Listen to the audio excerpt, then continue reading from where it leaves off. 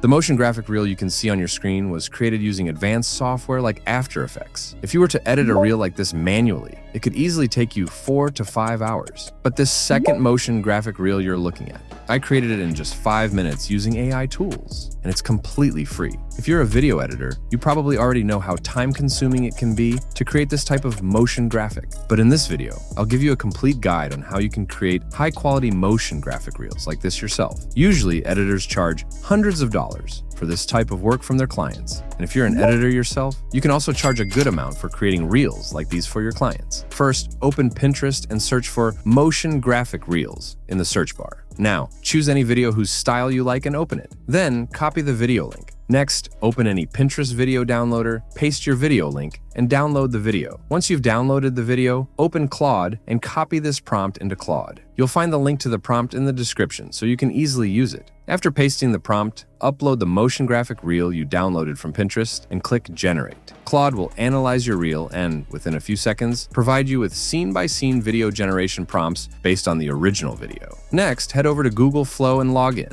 Then, click on New Project and select Ingredients to Video. Set the aspect ratio to 9:16. Select the Omni Flash video model. Set the video duration to 10 seconds and keep the video output at 1x. Once everything is set up, click Generate. After a few seconds, your video will be ready. So let's take a look at the final result.